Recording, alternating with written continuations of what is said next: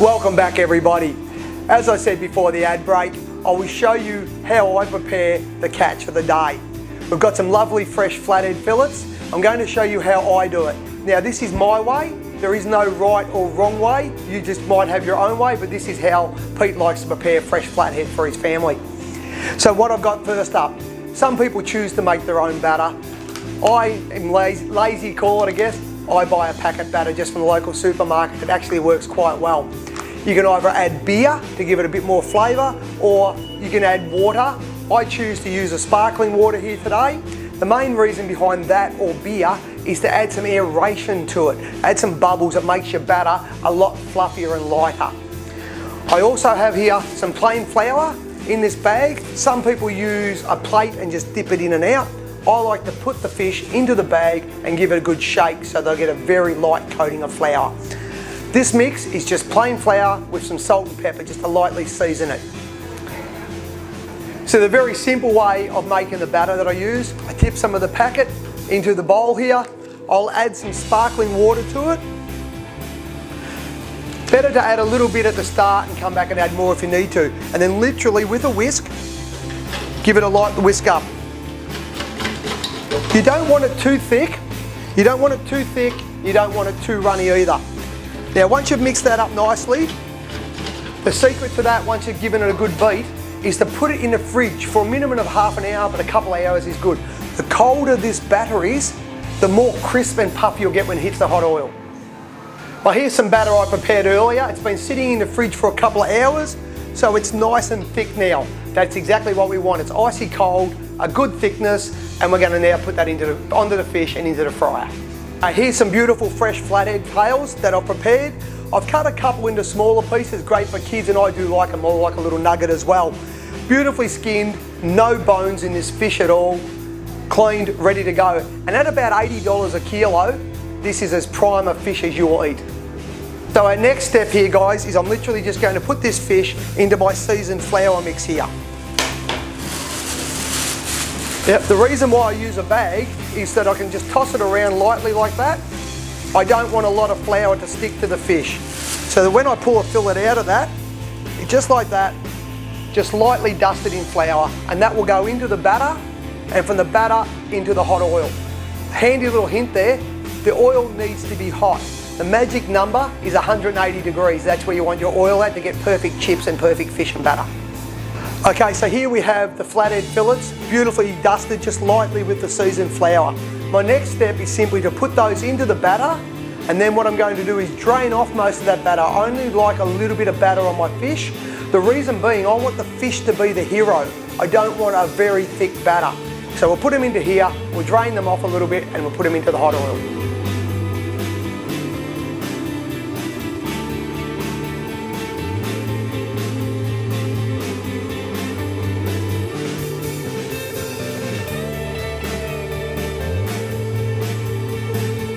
Okay, so I'm now here at the fryer. As I mentioned before, magic number 180 degrees. I'm lucky I've got a commercial fryer here at my disposal, so I know it's at 180. The beautiful piece of fish, see I've just held it up to drain it off a little bit. It's only got a light batter on it, it's not heavy. And then literally, what I'm going to do is lay that into the fryer. You'll see people at the fish and chip shop do this, and I'm holding onto it, just waving it a little bit. What I'm doing there is just letting that batter start to cook. It'll stop it sinking to the bottom and sticking, just giving it that little bit while you hold it. So that's one in. Next one the same, just drain a little bit off, give it a nice little up and down for a couple of seconds. It'll just help it float and not sink to the bottom.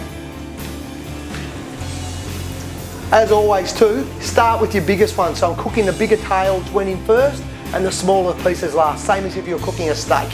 You want the thicker one on first so that it cooks longer.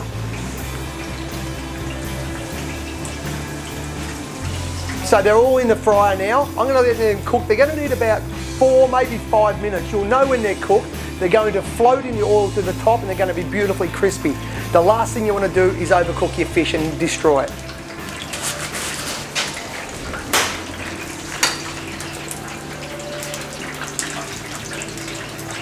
Okay, so while my fish is cooking there, I've got to get some chips ready because you can't have fish without chips.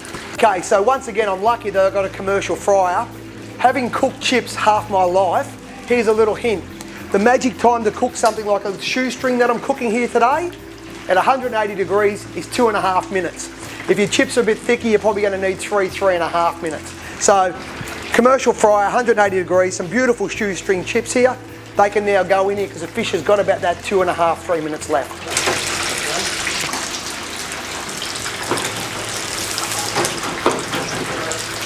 Well everybody, it's been about 4.5, 5 minutes. This fish is floating, it's golden brown, it's done. It's time to get it out because remember, it will still cook for a couple of minutes after we pull it out because it's so hot.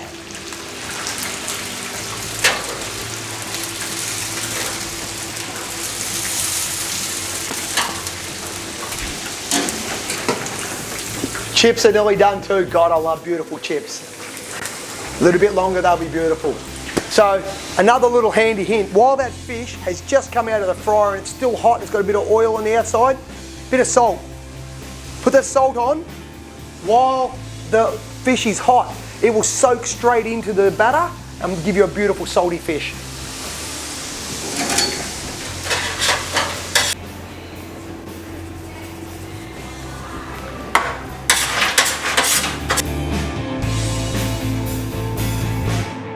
Same applies with the chips as with the fish. Salt them while they're very hot and still got that little bit of oil on the outside, the salt will stick to it.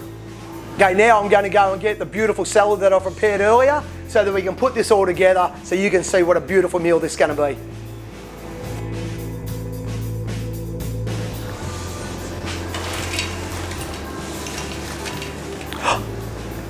One fell off. Oh no.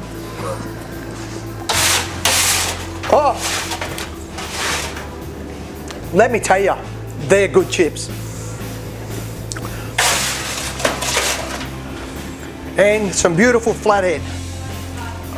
Well, ladies and gentlemen, there you have it. That is the spoils of our day's work. We have beautifully battered flathead tails, a beautiful fresh salad and some beautiful chips.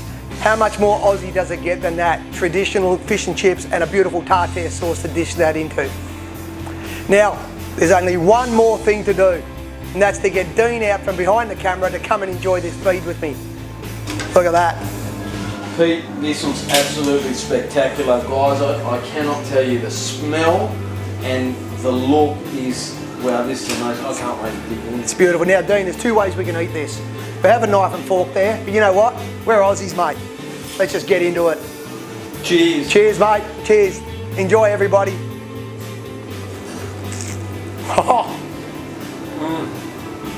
Spectacular. Is that good or what? Well done, mate. No worries. Who would have thought I could be a master chef? Thank you. That's it.